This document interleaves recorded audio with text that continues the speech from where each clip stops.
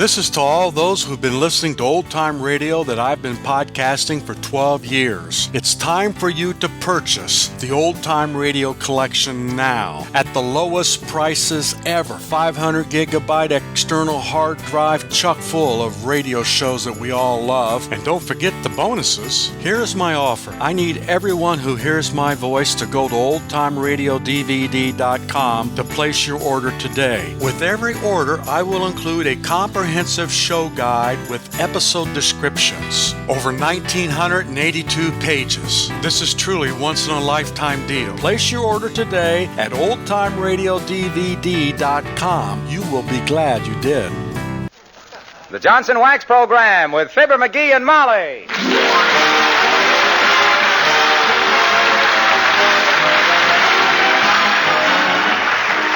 The makers of Johnson's Wax products for home and industry present Fibber, McGee, and Molly with Bill Thompson, Gail Gordon, Arthur Q. Bryan, Bea Benaderet, and me, Harlow Wilcox. The script is by Don Quinn and Phil Leslie. The music by the King's Men and Billy Mills Orchestra.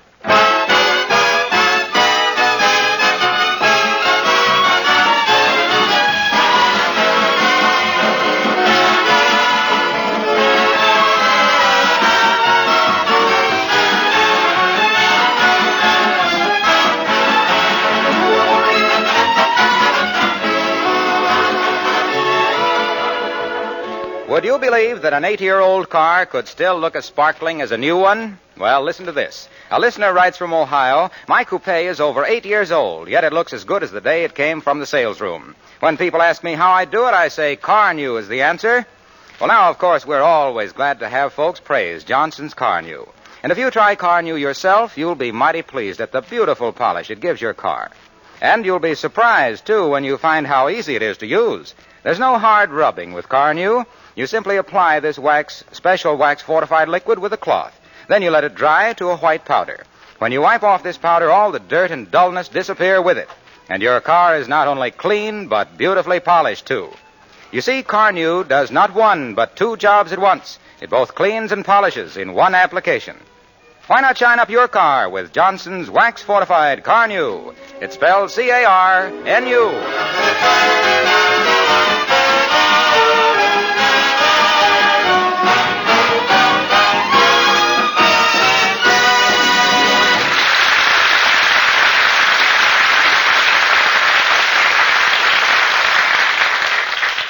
The residents of 79 Wistful Vista are going to see the aviation show at the airport this afternoon. So the master, he thinks, of the house, has fortified himself by reading a couple of flying magazines, thus qualifying himself for a high rank in the HAF, the Hot Air Force. Get a load now of the poor man's Doolittle as we meet Fibber, McGee, and Molly.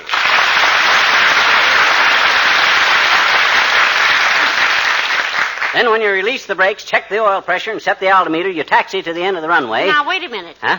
It's taken you 45 minutes to test the controls, fill up with gas and oil, and study the map. Have you kept that taxi waiting all this time?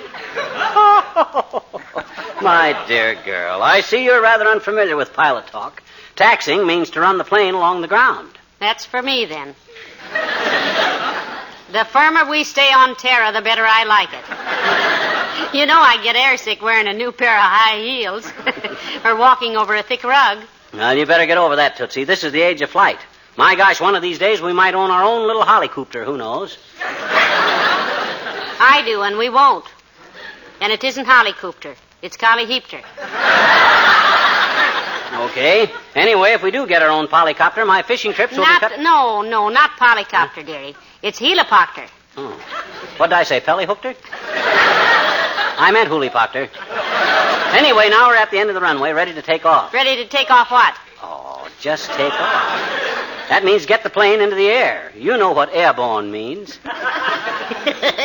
Certainly, that's when the stork brings you.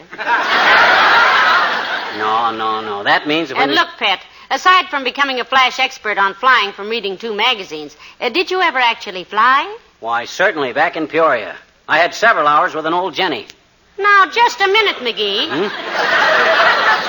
Maybe we weren't married then, and maybe it's none of my business, but it seems to me that there would be enough male instructors around. Hey. A Jenny was just an old pre-war crate. I don't care how old she was, the hussy.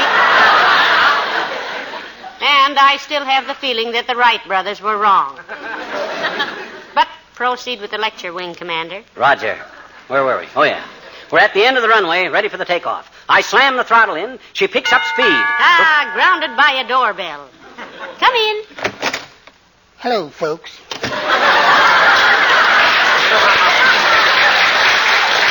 Hi, Wimp. You going to the air show at the airport this aft?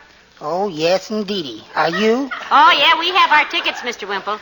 Himself here's all hopped up about it. We've flown in and out of more hangars this afternoon than a rented tuxedo. You flew much, Wimp? Well, no, Mr. McGee. Though I've built just scads of model airplanes. Oh. But believe me, I'll never do that again. Why not, Mr. Wimple? Lose interest? No, Mrs. McGee.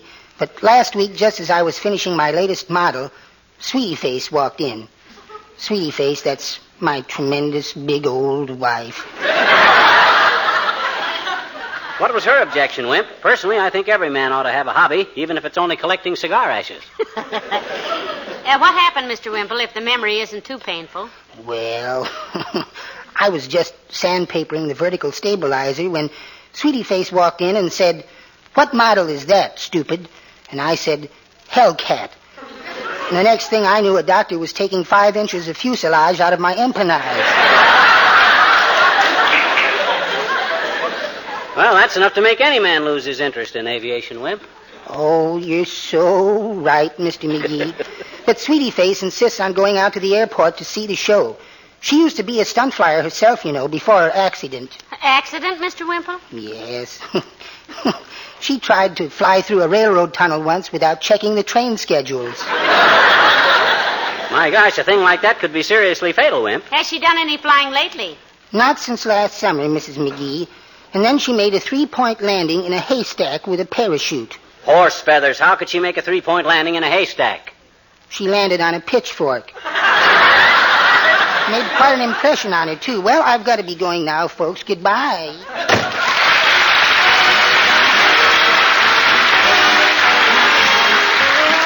Billy Mills and the orchestra, the King's Men, and they say it's wonderful.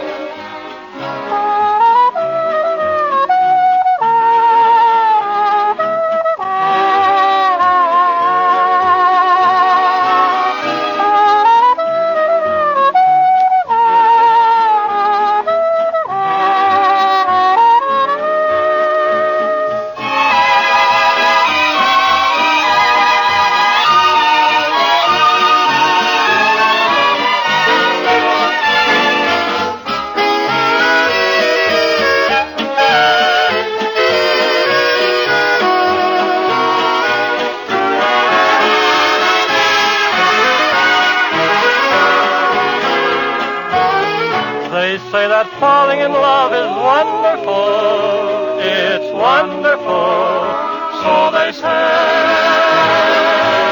And with the moon up above, it's wonderful, so they tell me. I can't recall who said it, I know I never read it, I only know they tell me that love is grand. The thing that's known as romance is wonderful, wonderful, in every way, so they say.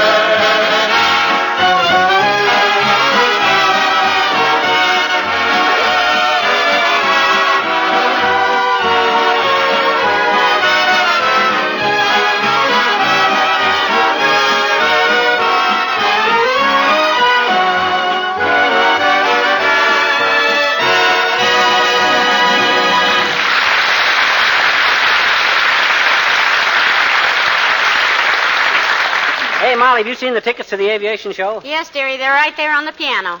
Is it time to leave already? I don't know. What time is it? About 1:30. Oh, we got loads of time. Well, now, I don't want to miss anything. They say there's going to be a stunt flyer out there who flies right past the grandstand upside down. Ah, kid stuff. I flew upside down on my second lesson. Yeah, but this man does it on purpose. I done it on purpose, too. If I'd have stayed with it, I'd have been one of the hottest pilots in the country. My goodness. Flying must be a thrilling business. It is. But I suppose you have to be an expert on meteorology. You sure do. Also weather conditions. I was an expert on that, too. I knew every type of cloud formation there was. Cirrus, cumulus, altocumulus, cirrostratus, and Stradivarius. I thought Stradivarius was a violin. It is, and when you see that kind of a cloud, you want to quit fiddling around and get back to the field. I mind one time. I wonder who that could be. Oh, it's Mrs. Carstairs. Control tower to flying fortress. Come in, fortress. How do you do, Mrs. McGee? Come in who, Mr. McGee? Oh, you was just practicing a few aviation expressions, Millicent. We're going to the show at the airport this afternoon. It'll be old stuff to me, of course, Carsty, though Molly might be amused by it. I used to fly a bit, you know. Indeed. What type of flying did you do, Mr. McGee? Military? Oh, no, just barnstorming, Carsty, acrobatics and stuff. I'll never forget the time I was flying over Lake Michigan and had to hit the silk. Good heavens. You mean you had to use your parachute? No, I was flying in my bathrobe and dropped a lighted cigar in my lap. I had to slap the bejunior out of myself to put out the sparks. McGee, tell Millicent that little adventure you had when you were doing the skywriting. I don't remember anything like that. Well, heavenly days, think up something. You're slipping. Okay. Well, Sir Carsty, there I was. I'll never forget the time I was doing some skywriting over the city of Cincinnati. My first and last skywriting job for Champwell's Choo-Choo Chewing Gum. What happened, Mr. McGee? Or do you need more time? No, I got it. Well, sir, I wrote Champwell's Choo-Choo Chewing Gum all over the Ohio sky that day, not knowing that my rudder was loose and the letters come out all crooked. That's why Champwell refused to pay me off. I don't get it. Well, I was supposed to be advertising Champwell's gum, and it come out all wriggly.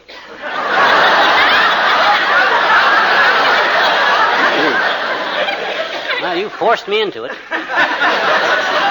Do you like to fly, Millicent? Oh, yes, I do, my dear. In fact, I was once a hostess on an airliner. That entitled you to free passes, didn't it, Carsty? It seemed to, from the passengers. I had often heard of flying tigers, but wolves at that altitude were new to me. Are you thinking of buying an airplane, Mr. McGee? Well, he's been talking about that for a long time, Millicent. If he does, I hope he gets a colliheapter. You mean a hollyproctor? Are you sure it isn't Keelahopter? No, I'm sure it's hollowcreepter. Well, we leave it to Millicent. How do you pronounce it, Millicent? Autogyro.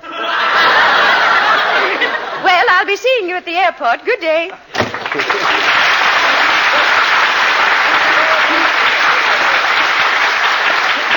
Autogyro, huh? Is that the same as a polyhopter, McGee? No. An autogyro has the vertical flap attached to the retractable cowling. Oh. Yeah. That makes the center of gravity adjustable by giving it the left rudder when using the trim tabs. Give me a pencil and I'll draw you a rough sketch of it. Don't bother, dearie. I was merely trying Hello, folks. Oh, hi, Junior. You going out to the aviation show at the airport, Mr. Wilcox? No, I wouldn't miss it. I love airplanes. Are you thinking of taking up flying, pal? What do you mean, taking it up? My gosh, I was a pilot years and years ago. Why, when Jimmy Doolittle gave me them flying lessons, he looked at me and says, "A natural," he says. When was this, McGee? One day out behind the hangar. We were playing a little game where you take a couple of... Oh, you mean, when did Doolittle give me flying lessons? Yes. Yes, when did he? Oh, that was some time ago. That was way back. Well, what time is it now? Oh, about 5:30. Oh. By the way, did I ever tell you about the amazing coincidence I ran into on a flight from Cleveland to Chicago one time? Why, no, Mr. Wilcox. What was it? Well, I got into a conversation with a pleasant-looking, smartly dressed woman sitting next to me. Oh, that. Sort of a motherly type. Motherly, eh? Did you climb up on her lap and ask her to tell you about Goldilocks and the three boars? Bears, dearie. Well, they always bored me. Go on, Mr. Wilcox. What was the coincidence? Well, during the conversation, I found out that she was an enthusiastic user of Johnson's wax. Oh. She used it all over her home. Yeah. Floors, furniture, woodwork, windowsills, luggage, everything. Yeah, but what that got to do with it? I asked her why she thought so highly of Johnson's wax. And she said it kept her whole house so bright and clean looking, it fairly sparkled. She said it protected her nice things against dust and dirt and dampness and made her housekeeping so much easier. But please, Mr. Wilcox, what was the amazing coincidence? Yeah. Why, don't you see? There we were, 8,000 feet in the air. Never saw each other before, two complete strangers. And it comes out that I sell Johnson's wax, and she uses Johnson's wax. Ah. Wasn't that a strange thing? I wrote to Ripley about it, but he never answered. Probably bowled him over so hard he couldn't lift a pen. Well, we'll be seeing you out at the airport. I'll be there, pal. Incidentally, my wife soloed last week. Really, Mr. Wilcox? By herself? No, with the church choir. So long now.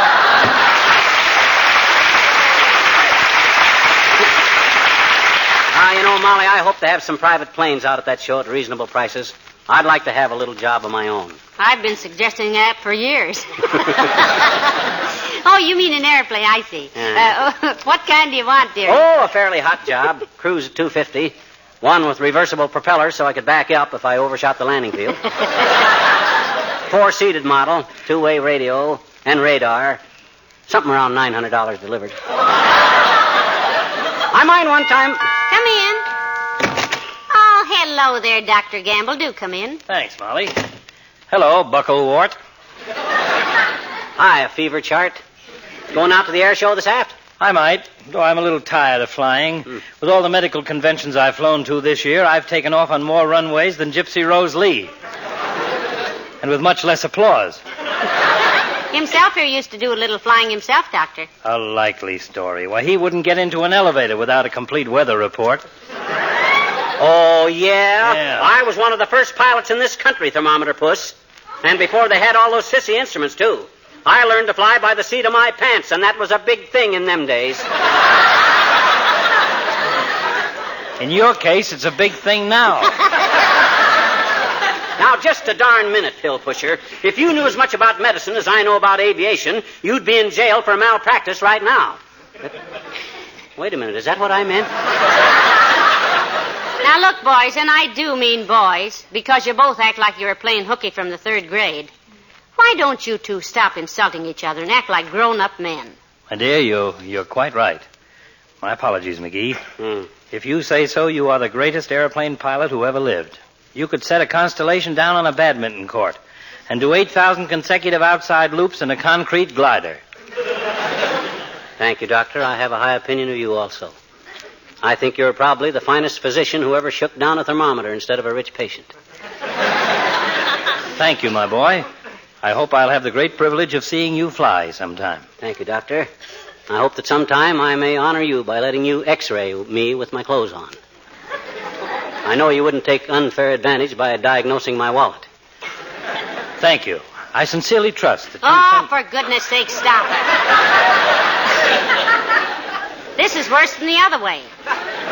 Go ahead and call each other names. Okay. Look, Melon Belly. You say you were going to be out at the air show? Why, sure, ground loop. And if you're going to prowl around those airplanes, let me give you a little advice. What's that, Doctor? Don't walk into any whirling propellers. They'll give you a splitting headache. See you later.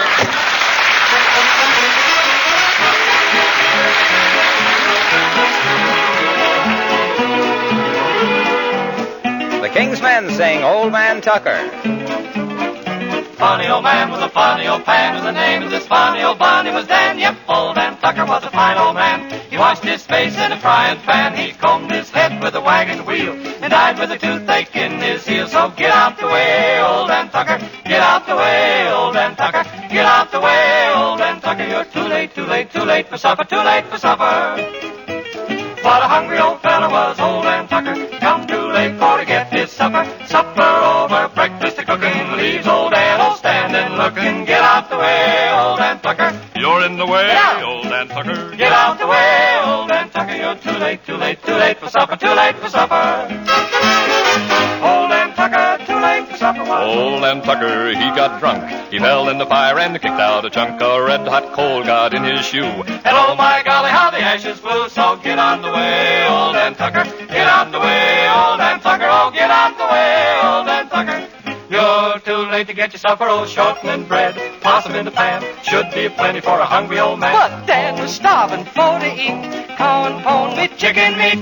He went down and stole some pullets. Come running home with his pants full of bullets. Poor old Dan. You said Poor old Dan. I said old Dan Tucker is a growing gray. The time is a coming for the judgment day. When he gets to the pearly gate, I hope to goodness he won't be late. Oh, get on the way, old Dan Tucker. Get on the way, old Dan Tucker. Get on the way, old Dan Tucker. Get on the way, get on the way, Get on the way, out of his way.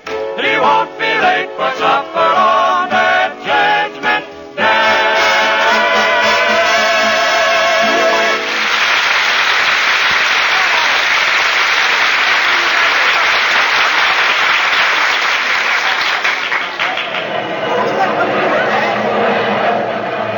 Oh, my exciting, McGee? Yeah.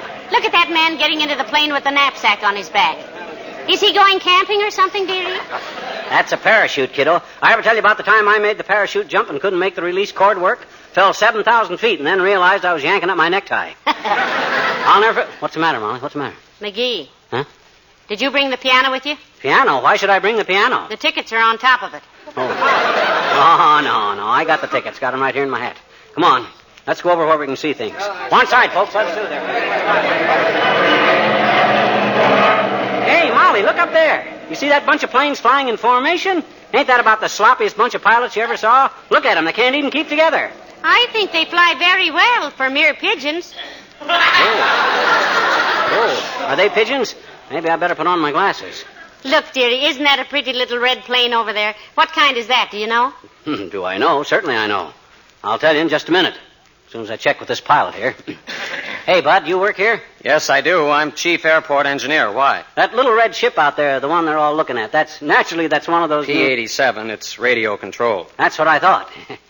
You see, Molly, it's radio controlled. Isn't that wonderful? Mm-hmm. You mean it flies alone without anybody in it? That's right, lady. I'm going to demonstrate it in a few minutes. It's a regular pursuit ship. We just converted it to radio control. Sure. You see, Molly, they converted it.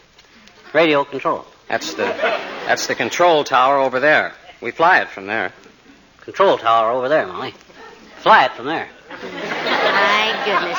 Is it safe, sir? I mean... With those controls on it, lady, it can't go wrong. Why, it's as safe as a hammock. Safe as a hammock, Molly. Sure, you see... Oh, hi, Latriv. Oh, Mayor Latrivia, so nice to see you. Hello, Molly. McGee, looking over the planes, are you? Yep, haven't bought anything yet, but we may decide to. You flying today, Latriv? As a passenger only, McGee. I'm not a flyer, and I long ago admitted it. You did try it then, Mr. Mayor. Huh? Years ago, Molly, but I never had any talent for it. I'm a politician, not a pilot. When I set my Curtiss Jenny down in Lake Dugan one night under the impression it was a vacant field, that sold me. A man should stick to his last, I always say. How's that again, Latriv? I say a man should stick to his last. His last what, Your Honor? What? Now, look, I merely said that You said a man should stick to his last, but you aren't being logical. If you'd stuck to that last plane of yours, they'd still be dragging Lake Dugan for you, and I didn't say a man should stick to his last plane. I said that... Oh, yes, you did, Your Honor. Yes, you said it just as plain as anything. I didn't say it plain, distinctly. I meant plain, P-L-A-N-E, and the phrase sticking to your last is an old cobbler's expression that means... that's for me, boy, I love it. What's your favorite, Latriv, apple or peach? Apple or peach what? Cobbler. I make a strawberry cobbler that McGee says is I the was best. not talking about food. I meant shoemaker. You mean Eddie Shoemaker that runs the hamburger joint on Oak Street? My gosh, he serves the worst cobbler in town. I ate there once. I did not mean Eddie Shoemaker. I meant any shoemaker. Didn't you ever hear of a shoemaker being called a cobbler? No, but if my shoemaker doesn't get my evening slippers back this month, he'll be called worse than that. You know, he's had them so long that please, let's get this straightened out. My original statement was that man should stick to his last. That's what I first said. That's right, Your Honor. The first thing you said was last. Right. Now then, the expression I used is a very old one, which means that a man should do what he can do best. Do I make myself clear? Sure, but why try to drag old Eddie Shoemaker into it? Just because he serves lousy apple cobbler is no reason. I was not dragging Cobbler Appler into... Eddie Shoestickler was... Look, when I said that a plane first, a stick should last to him... When I landed in Dugan's the pond... You said it was... I was the one who... And it wasn't...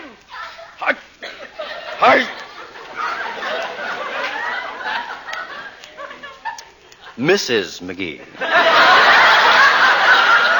Oh, yes, Mr. Mayor. I'm sorry I haven't the pleasure of repairing your evening slippers.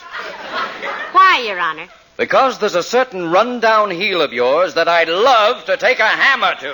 Good day.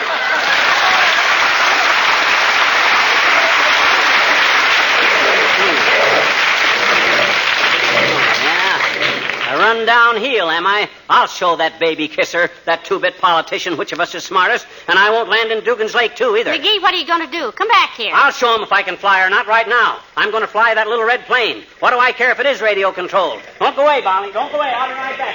McGee, now don't get into that plane. Heavenly days you might... McGee! Who's that guy that just got into that plane? He can't do that. That's a government plane.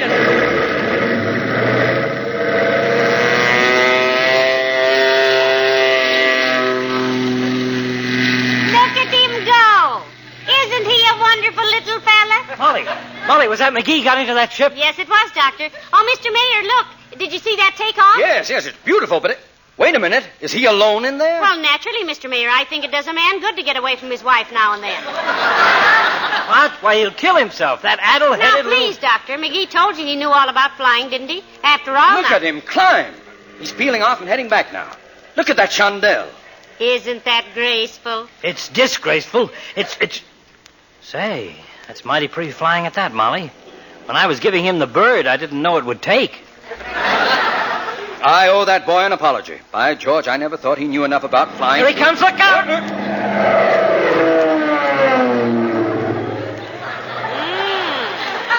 He was a little low, wasn't he? Yes. Pick up my hat, will you, Doctor? I'm afraid to take my eyes off him.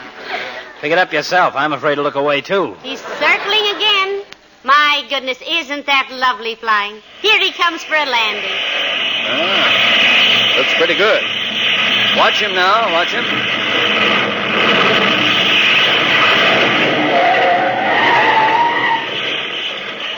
Marvelous. Amazing. Come on, let's get over there. Yeah. Hurry up. I hope he's all right. McGee, are you all right? Huh? Yeah, sure. I'm okay. Get out of that ship, mister. You got a lot of crust taken off a government ship without... Okay, old Bud. Okay, Bud. Relax. No damage done. McGee, that was wonderful flying. By George, I never thought you could do it. Huh? Should we tell him, Molly? Yeah. Yes. That plane is radio controlled, Doctor. Yeah, you thought I was flying it. All the time it was being controlled from the tower over there. Now, look here, mister. You'll have to come over to the office with me and do some... And I want to talk to your officials, too, Buster. That was a very sloppy landing you guys made with this ship. You better check those controls and get... Sloppy landing we made?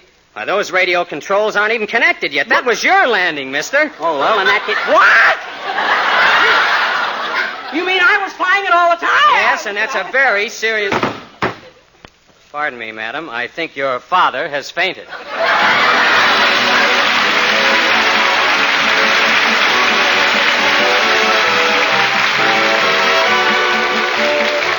They say a woman's work is never done. You ladies will agree with that, but I think you'll agree, too, that today there are many ways to save work. For example, kitchen floors that are protected with Johnson's Glow Coat can be crossed right off your list of difficult chores.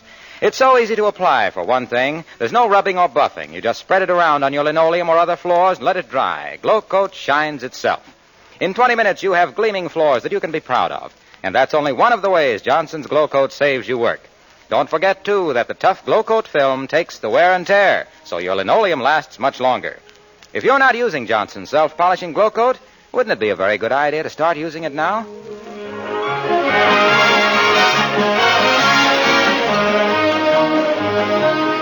Oh, McGee, I'm still shaking like a leaf when I think of you up there in that plane, all alone, flying it yourself. Oh. Now, relax, kiddo. The only thing that embarrassed me was when my trousers slipped off afterwards. How on earth did that happen? Well, that plane wasn't fitted out for a pilot. There wasn't any safety belt. What I unfastened was my own. Good night. Good night, all.